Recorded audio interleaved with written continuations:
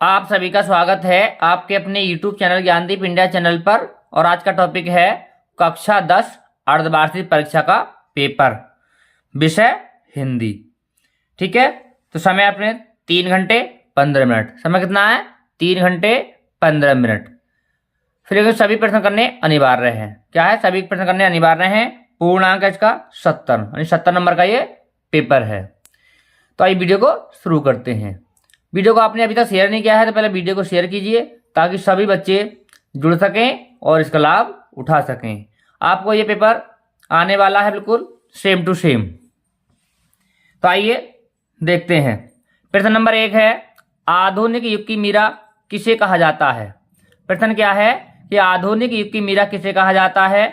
Option number A Mirabai, option number B Subhadra Kumari Chauhan, option number C Mahadevi Verma, option number D Shivani. तो आधुनिक युग की मीरा कहा जाता है महादेवी वर्मा को। तो इसका ऑप्शन नंबर से सही है। प्रश्न नंबर 2। प्रश्न नंबर 2 है, तुलसीदास किस काल के कवि हैं? तुलसीदास किस काल के कवि हैं? ऑप्शन नंबर ए रीतिकाल, ऑप्शन नंबर बी भक्तिकाल, ऑप्शन नंबर सी आदिकाल, ऑप्शन नंबर द आधुनिक काल। तो तुलसीदास हैं भक्ति काल के कवि। तो इसका ऑप्शन नंबर बी सही है। प्रश्न नंबर 3 है, राष्ट्र कवि की उपाधि किस कवि को प्राप्त है? कि राष्ट्र कवि की उपाधि किस कवि को प्राप्त है? Option number A Ramdhari Singh Dinkar, option number B Ramchandra Shukla, option number C Maithili Sharan, option number the Siyaram शरण। तो राष्ट्र कवि की उपाधि मिली है मैथिली शरण गुप्त को। तो इसका ऑप्शन नंबर से सही है। प्रश्न नंबर 4, लाभ हानि में कौन सा समास है? लाभ हानि में कौन सा समास है? ऑप्शन नंबर ए अव्ययी भाव, ऑप्शन नंबर बी तत्पुरुष, ऑप्शन नंबर सी कर्मधारय, ऑप्शन नंबर द द्वंद्व समास। तो लाभ हानि में समास है द्वंद्व समास। तो इसका ऑप्शन नंबर द सही है। प्रश्न नंबर 5, कबीरदास भक्ति काल के किस शाखा के कवि हैं? कबीरदास भक्ति काल के किस शाखा के कवि हैं? निर्गुण शाखा, राम भक्ति शाखा, कृष्ण भक्ति शाखा, प्रेम मार्गी शाखा। तो कबीरदास हैं निर्गुण शाखा के कवि। अगर इसमें ऑप्शन होता आपका कि कबीरदास किस शाखा कवि हैं, तो यह इसकी जगह हो सकता था आपका ज्ञान मार्गी शाखा। तो ये निर्गुण शाखा की जो ज्ञान मार्गी शाखा है उसके कवि हैं, लेकिन इसमें ऑप्शन नहीं है ज्ञान मार्गी, इसलिए ये सही है निर्गुण शाखा। प्रश्न नंबर 6। प्रश्न नंबर 6 है, सूरदास की भक्ति किस प्रकार की है? कि सूरदास की भक्ति किस प्रकार की है? ऑप्शन नंबर ए दास्य भाव, ऑप्शन नंबर बी सखा भाव, ऑप्शन नंबर सी पत्य भाव, ऑप्शन नंबर द ये सभी। तो सूरदास की भक्ति है सखा भाव की। तो इसका ऑप्शन नंबर बी सही है। प्रश्न नंबर 7 है, कोस कोस पर बदले वानी, 4 कोस पर बदले पानी। ठीक है नहीं, कोस कोस पर बदले पानी, 4 कोस पर बदले वानी कहावत किस पाठ में प्रयुक्त हुई है? ऑप्शन नंबर ए मित्रता, option number B Ajanta, option number C ममता, ऑप्शन नंबर द भारतीय संस्कृति। तो कोस कोस पर बदले पानी, 4 कोस पर बदले वानी, यह है कहावत प्रयुक्त हुई है भारतीय संस्कृति पाठ में। तो इसका ऑप्शन नंबर द सही है। प्रश्न नंबर 8। प्रश्न नंबर 8 है, सरस्वती पत्रिका के संपादक कौन है? सरस्वती पत्रिका संपादक कौन है? Option number A Bharatendu Harishchandra, option number B Mahavir Prasad Dwivedi, option number C Shyam Sundar Das, option number D Ramchandra Shukla. तो सरस्वती पत्रिका संपादक हैं महावीर प्रसाद द्विवेदी। अगर इसे पूछा जाता है प्रथम कौन है, तो प्रथम है श्याम सुंदर दास, लेकिन जो प्रसिद्ध हुए हैं वो हुए हैं महावीर प्रसाद द्विवेदी। तो इसलिए इसका ऑप्शन नंबर बी सही है। प्रश्न नंबर 9, गागर में सागर भरना सूक्ति किस कवि के लिए प्रसिद्ध है? गागर में सागर भरना सूक्ति किस कवि के लिए प्रसिद्ध है? ऑप्शन नंबर ए कबीर के लिए, option number B Tulsi, option number C Surdas, option number D Bihari Lal. तो गागर में सागर भरना सूक्ति प्रसिद्ध है बिहारी लाल के लिए। तो इसका ऑप्शन नंबर द सही है। प्रश्न नंबर 10, हरिपद कोमल कमल से पद में कौन सा अलंकार है? ऑप्शन नंबर ए अनुप्रास, ऑप्शन नंबर बी उपमा, ऑप्शन नंबर सी उत्प्रेक्षा, ऑप्शन नंबर द यमक। तो हरिपद कोमल कमल से इस पद में अलंकार है उपमा। तो इसका ऑप्शन नंबर बी सही है। प्रश्न नंबर 11 है, दोहा छंद के विपरीत कौन सा छंद है? दोहा छंद के विपरीत कौन सा छंद है, यानी इसका दोहा छंद का उल्टा कौन सा छंद होता है? तो ऑप्शन नंबर ए चौपाई, ऑप्शन नंबर बी सोरठा, ऑप्शन नंबर सी रोला, ऑप्शन नंबर द कुंडलिया। तो दोहा छंद के विपरीत अर्थ होता है, यानी दोहा छंद के विपरीत छंद होता है सोरठा। तो इसका ऑप्शन नंबर बी सही है। प्रश्न नंबर 12, प्रश्न नंबर 12 है, रामाय शब्द में विभक्ति और वचन है। रामाय शब्द में विभक्ति और वचन है। ऑप्शन नंबर ए तृतीया बहुवचन, ऑप्शन नंबर बी द्वितीया बहुवचन, ऑप्शन नंबर सी चतुर्थी एकवचन, ऑप्शन नंबर द पंचमी एकवचन। तो रामाय शब्द में चतुर्थी एकवचन है, यानी चतुर्थी विभक्ति एकवचन है। तो इसका ऑप्शन नंबर सी सही है। प्रश्न नंबर 13 है, गोदान रचना के लेखक हैं। गोदान रचना के लेखक हैं। Option number A Jaishankar Prasad, option number B Premchand ji, option number C Mahadevi Verma, option number D कोई नहीं। तो गोदान रचना के लेखक हैं प्रेमचंद। तो इसका ऑप्शन नंबर बी सही है। अब देखिए प्रश्न नंबर 14। प्रश्न नंबर 14 है, भारतेंदु युग किस काल के अंतर्गत आता है? भारतेंदु युग किस काल के अंतर्गत आता है?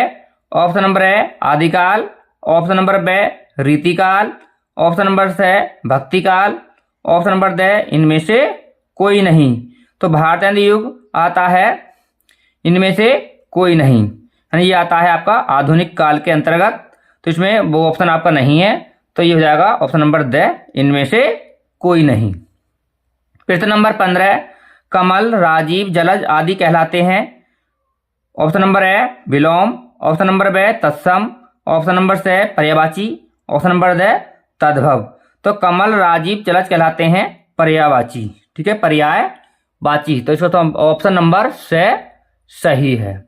आप देखेंगे प्रश्न नंबर 16। प्रश्न नंबर 16 है, छायावादी युग के प्रमुख लेखक हैं। छायावादी युग के प्रमुख लेखक हैं। Option number A Jaishankar Prasad, option number B Maithili Sharan, option number C Agyeya ji, option number D इनमें से कोई नहीं। तो छायावादी युग के प्रमुख लेखक हैं जयशंकर प्रसाद। तो इसका ऑप्शन नंबर ए सही है। प्रश्न नंबर 17, हिंदी का पहला उपन्यास है। हिंदी का पहला उपन्यास है। Option number A Gillu, option number B Pariksha Guru, option number सी भारत दुर्दशा, ऑप्शन नंबर द इरावती। तो हिंदी का पहला उपन्यास है परीक्षा गुरु। तो इसका ऑप्शन नंबर बी सही है। प्रश्न नंबर 18, सुदर्शन शब्द में उपसर्ग है। सुदर्शन शब्द में उपसर्ग है।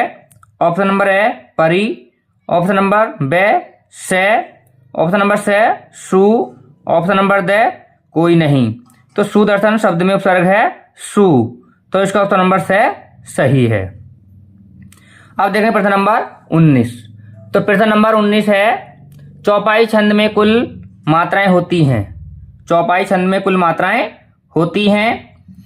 Option number A 24, option number B 20, option number C 16, option number D 30। तो चौपाई छंद में कुल मात्राएं होती हैं 16। तो इसका ऑप्शन नंबर से सही है।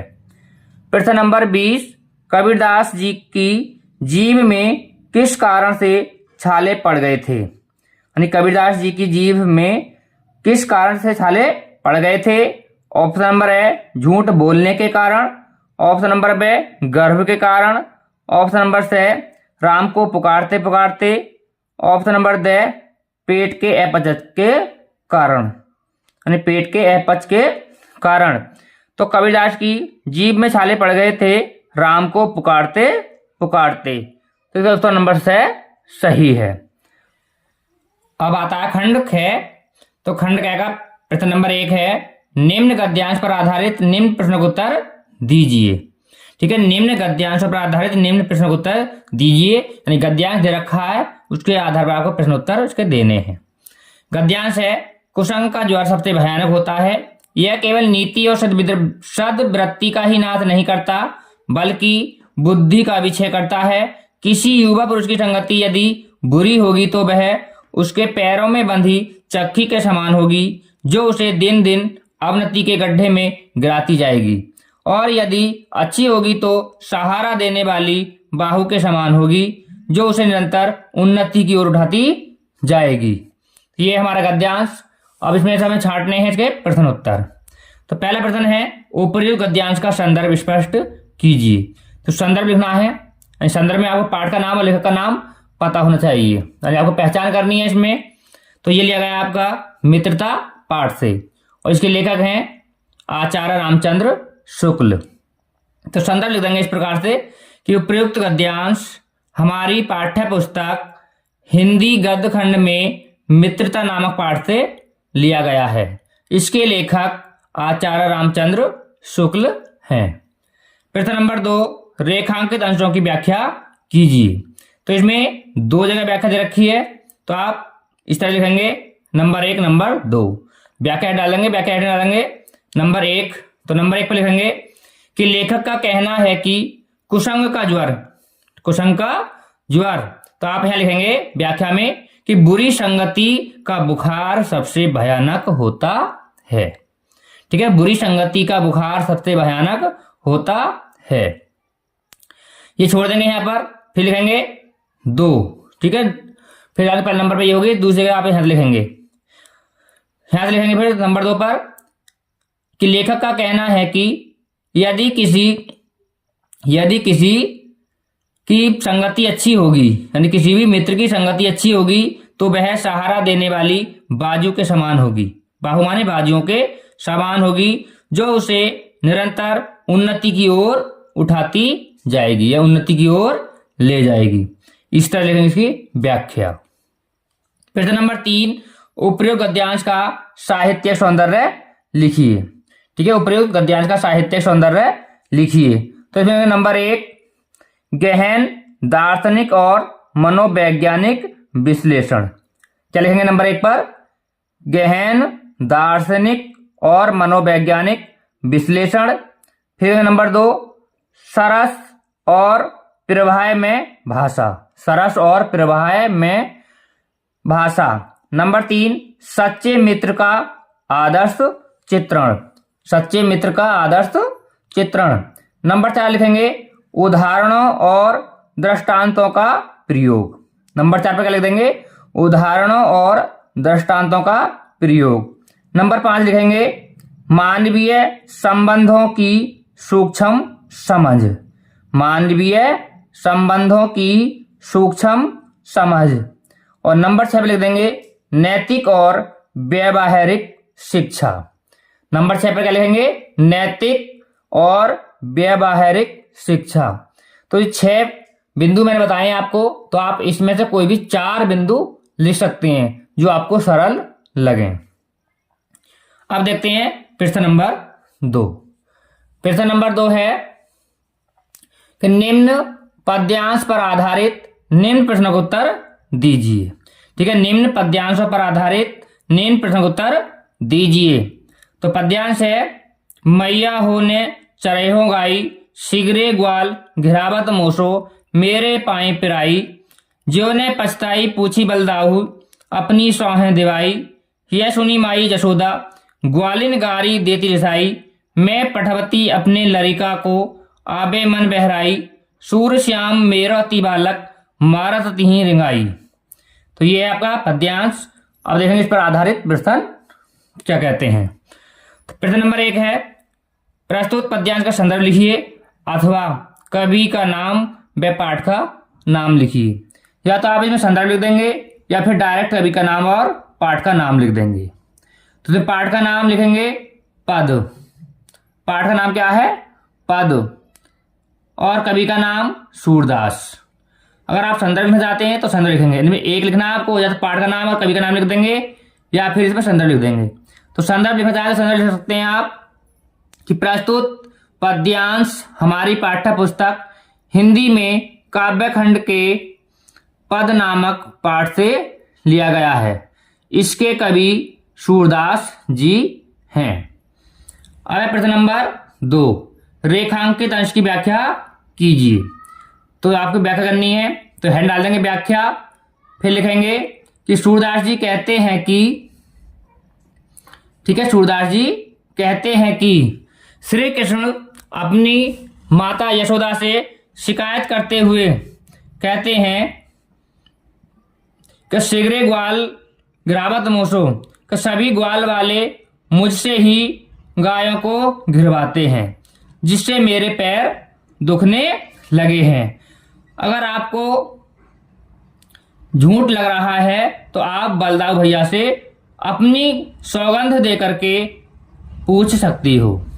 यह सुनकर के यशोदा माँ गाली देती हुई ग्वाल वालों के पास जाती है। अब देखें प्रश्न नंबर 3, बालक कृष्ण गाय चराने क्यों नहीं जाना चाहते हैं। बालक कृष्ण गाय चराने क्यों नहीं जाना चाहते हैं, तो आप उत्तर में लिख देंगे बालक कृष्ण गाय चराने इसलिए नहीं जाते हैं क्योंकि सभी ग्वाल वाले उन्हीं से गायों को घिरवाते हैं। अब देखेंगे प्रश्न नंबर 3। प्रश्न नंबर 3 है,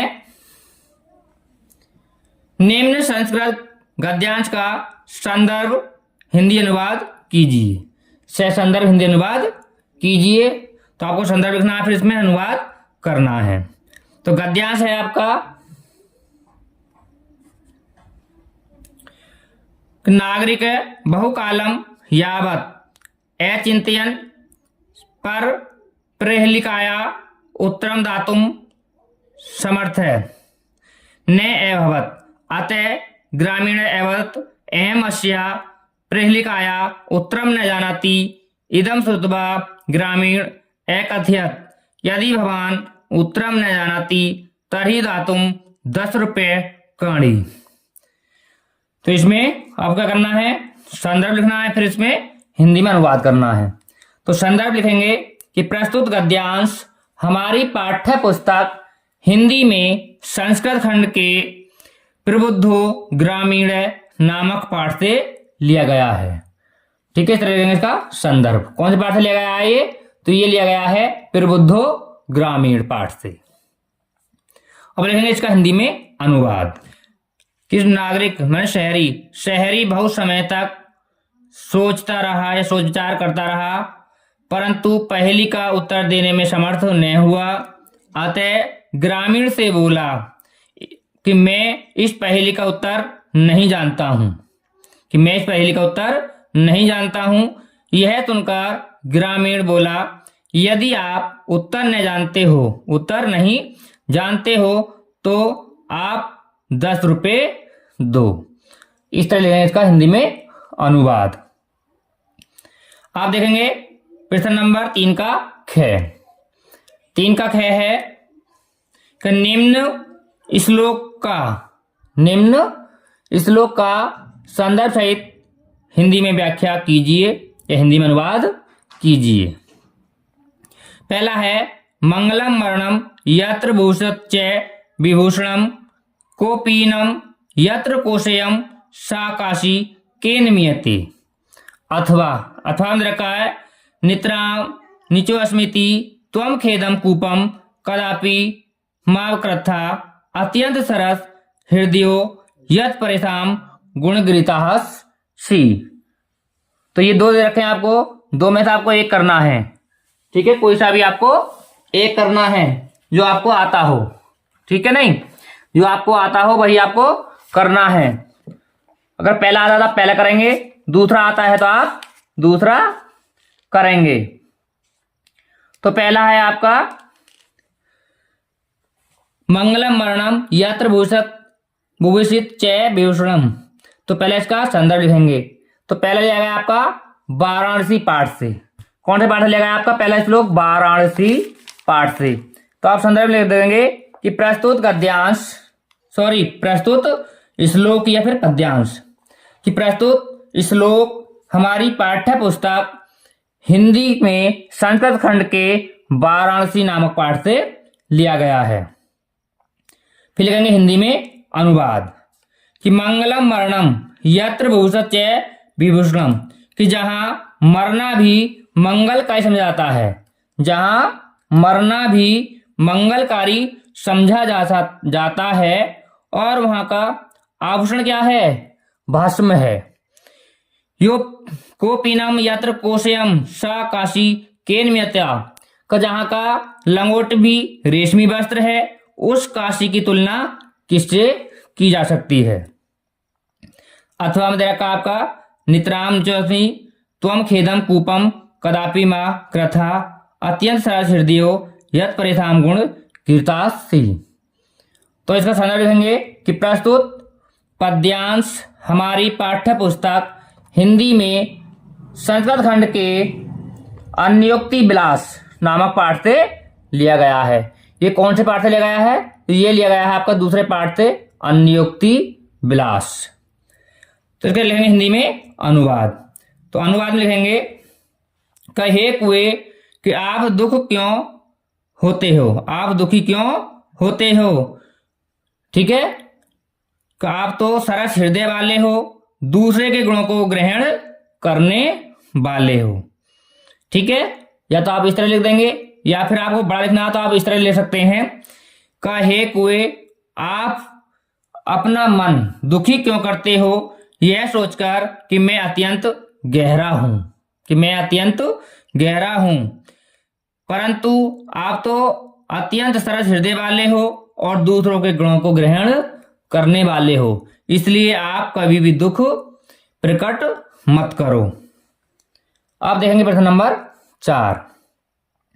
प्रश्न नंबर 4 है अपने पठित खंड काव्य के आधार पर दिए गए प्रश्नों में से किसी एक प्रश्न का उत्तर दीजिए। कि अपने पठित खंड काव्य के आधार पर दिए गए प्रश्नों में से किसी एक प्रश्न का उत्तर दीजिए। तो पहला प्रश्न है मातृभूमि के लिए खंड काव्य के आधार पर चंद्रशेखर आजाद का चलचित्रण कीजिए। दूसरा प्रश्न है मातृभूमि के लिए खंड काव्य के किसी एक स्वर का सारांश अपने शब्दों में लिखिए, ठीक है। तो आपको सारांश लिखना है इसमें किसी भी एक का। दो प्रश्न आप दो कर सकते हैं आप, ठीक है। पहला आप चंद्रशेखर आजाद कर सकते हैं या फिर मातृभूमि के लिए खंड काव्य के आधार पर किसी एक स्वर का सारांश अपने शब्दों में लिख सकते हैं। तो आप इनमें से केवल एक प्रश्न उत्तर देंगे दोनों में से। तो आपको ये अच्छे से करा रखा हमने चंद्रशेखर आजाद का चित्रण, तो आप उसको आराम से कर सकते हैं। अब है प्रश्न नंबर 5 निम्न लेखकों में से किसी एक लेखक का जीवन परिचय देते हुए उसकी कृतियों पर प्रकाश डालिए। तो आप पहला है आचार्य रामचंद्र शुक्ल, दूसरा है जयशंकर प्रसाद और तीसरा है डॉक्टर राजेंद्र प्रसाद। तो इन तीनों में से आप किसी भी एक लेखक का जीवन परिचय लिखेंगे और उनकी रचनाएं लिखेंगे, ठीक है। रचनाएं इसमें आपको एक नहीं लिखनी है, आपको जितनी भी याद हो सके उतनी लिखनी है, यानी ज्यादा से ज्यादा आपको रचना लिखनी है। अब देखेंगे प्रश्न नंबर 5 का ख। और 5 का ख है निम्न कवियों में से किसी एक कवि का जीवन परिचय एवं रचनाएं लिखिए। कि निम्न कवियों में से किसी एक कवि का जीवन परिचय एवं रचनाएं लिखिए। तो पहला दे रखा है इसमें सूरदास, दूसरे नंबर पे है तुलसीदास, तीसरे पे रश खान। तो आप इन तीन में से भी किसी एक कवि का जीवन परिचय लिखेंगे और उनकी रचनाएं लिखेंगे। आपको एक रचना इसमें भी लिखनी है, इसमें भी आपको एक से ज्यादा रचना लिखनी है, यानी आपको 4 या 5 रचना इसमें कम से कम लिखनी है। और हो सकता है तो आप जितनी भी याद हो सके इतनी याद करनी है और फिर इसमें लिखनी है। प्रश्न नंबर 6 अपनी पाठ्य पुस्तक में से कंठस्थ कोई एक श्लोक लिखिए जो इस प्रश्न पत्र में ना आया हो। तो आपको एक श्लोक याद किया हो लिखना है इसमें, जो इस पेपर में आया वो आपको नहीं लिखना है, उससे अलग आपको कोई एक श्लोक लिखना है जो आपने याद किया हो। प्रश्न नंबर 7 अपने विद्यालय के प्रधानाचार्य को शुल्क मुक्ति प्रदान हेतु एक प्रार्थना पत्र लिखिए। इसमें आपको एक एप्लीकेशन लिखनी है जिसमें आप अपने स्कूल के प्रधानाचार्य से फीस माफ कराना चाहते हैं, ठीक है, फीस माफी के लिए आपको एक एप्लीकेशन इसमें लिखनी है। अथवा अगर आप इसको नहीं ले सकते हैं तो आप दूसरा ले सकते हैं। अपने निवास स्थान के आसपास मोहल्ले की नालियों की समुचित सफाई के लिए जनपद के स्वास्थ्य अधिकारी को पत्र लिखिए। अगर आप अपने प्रधानाचार्य को फीस माफी के लिए पत्र नहीं लिख सकते हैं, ठीक है, लिखना चाहते हैं यानी एप्लीकेशन, तो आप अपने आसपास के मोहल्लों की जो नालियां हैं जो सफाई नहीं हो रही है उसके लिए आप जिला अधिकारी को पत्र लिख सकते हैं। तो आप इनमें से आपको एक करना है, कोई सा भी। चाहे तो अपने प्रधानाचार्य को फीस माफी के लिए एक प्रार्थना पत्र लिखिए या फिर अपने आसपास के नालियों की समुचित सफाई के लिए जिले के अधिकारी को पत्र लिखिए। जनपद माने जिला। अब है प्रश्न नंबर 8, निम्न प्रश्नों में से किन्हीं 2 प्रश्नों का उत्तर दीजिए। ठीक है, निम्न प्रश्नों में से किन्हीं 2 प्रश्नों का उत्तर दीजिए। तो पहला है आपका कुत्र मरणम मंगलम भवती। ठीक है, तो आप कुत्र की जगह लिख देंगे वाराणसी। ठीक है, कुत्र की जगह क्या लिख देंगे वाराणसी। तो ये हो जाएगा वाराणसी मंगलम मरणम मंगलम भवती। ठीक है, आप बिल्कुल सेम उतार देंगे। कुत्र की जगह लिख के वाराणसी लिख करके मरणम मंगलम भवती ऐसे सेम लिख देंगे। दूसरा है पुरुराज के आशीत। पुरुराज के आशीत, तो इसमें पुरुराज कौन था बताना है। तो आप पुरुराज ऐसे लिख देंगे, कै की जगह लिखेंगे केवल इसमें भारत वीर। ठीक है, भारत वीर आशीत। पुरुराज एक है या फिर खाली भारत वीर लिख सकते हैं आप। एक है भारत वीर लिख सकते हैं, एक भारत वीर था या फिर खाली भारत वीर था। तो ये क्या हो जाएगा पुरुराज एक है भारत वीर आशीत। क्या हो जाएगा इसका पुरुराज एक है भारत वीर आशीत। फिर है वीर केन पूज्यते। तीसरा प्रश्न है हमारा वीर केन पूज्यते। तो आप लिखेंगे वीर वीरेण पूज्यते। केन की जगह क्या आ जाएगा आपका, तो केन की जगह आ जाएगा वीरेण। ठीक है, नहीं पाठ का नाम भी आपका वीर वीरेण पूज्यते। तो ये हो जाएगा वीर वीरेण पूज्यते। चौथा है ज्ञानम कुत्र संभवती। ज्ञान कहाँ संभव है। तो आप लिखेंगे ज्ञानम सर्वत्र संभवती। ठीक है, ज्ञानम कुत्र जगह आ जाएगा सर्वत्र। सर्वत्र माने सभी जगह, संभवती माने संभव है। तो ये इसका हिंदी में अर्थ हो जाएगा ज्ञान सभी जगह संभव है। तो कुत्र जगह क्या आ जाएगा सर्वत्र। तो केवल आपको एक एक शब्द में हटाना है और एक एक शब्द केवल जोड़ना है। दोबारा देख लेंगे, कुत्र की जगह तो लिख देंगे आप वाराणसी। कै की जगह लिख देंगे एक है भारतवीर और केन की जगह लिख देंगे आप वीरेण और कुत्र की जगह लिख देंगे आप सर्वत्र। तो आपका बिल्कुल सेम ऐसे ही उतार देना। बाकी केवल 2 के उत्तर देने आपको, 4 के नहीं देते, मैं 4 बताए आपको, जो भी सही लगे आप उनका उत्तर दे सकते हैं, केवल 2 का। प्रश्न नंबर 9। प्रश्न नंबर 9 है निम्न विषयों में से किसी एक विषय पर अपने शब्दों में निबंध लिखिए। ठीक है, कि निम्न विषयों में से किसी एक विषय पर अपने शब्दों में निबंध लिखिए। तो आपको एक इसमें निबंध लिखना है। इसमें पहला दे रखा है कंप्यूटर आज की आवश्यकता। कंप्यूटर आज की आवश्यकता। दूसरा है भारत में बढ़ती महंगाई। भारत में बढ़ती महंगाई। तीसरा है दहेज प्रथा समाज के लिए अभिशाप। दहेज प्रथा समाज के लिए अभिशाप। चौथा है विद्यालय में अनुशासन का महत्व। चौथा क्या है विद्यालय में अनुशासन का महत्व। तो इन 4 निबंधों में से आप किसी एक विषय पर निबंध लिखेंगे। ठीक है, चारों में से आपको एक विषय पर निबंध लिखना है। जो भी आपको सही लगे वो आप इसमें लिख सकते हैं। तो ये था आपका कक्षा 10 का अर्धवार्षिक पेपर, जो मैंने आपको पूरा सॉल्व करा दिया है। हो सकता है आपको आधे प्रश्न तो इसमें याद ही हो गए होंगे, जो विकल्प टाइप में वो भी याद हो गए, जो 1 नंबर के आपको वो भी याद हो गए होंगे। अब आपको केवल क्या देखना, निबंध और जीवन परिचय। खासतौर से आपको यही देखना है इसमें। और देख सकते हैं तो आप इसमें जो प्रार्थना पत्र है वो भी आप एक बार देखेंगे तो आपको एक बार में ही याद हो जाएगा। तो आज के वीडियो में बस इतना ही। आपको ये वीडियो कैसा लगा हमें कमेंट करके जरूर बताएं। अगर वीडियो अच्छा लगा हो तो वीडियो को लाइक करें और अपने दोस्तों के साथ शेयर जरूर करें। और आप हमारे साथ अंत तक जुड़े रहे, इसके लिए आप सभी का बहुत बहुत धन्यवाद। और फिर मिलते हैं अगले वीडियो में, तब तक सभी दोस्तों को नमस्कार।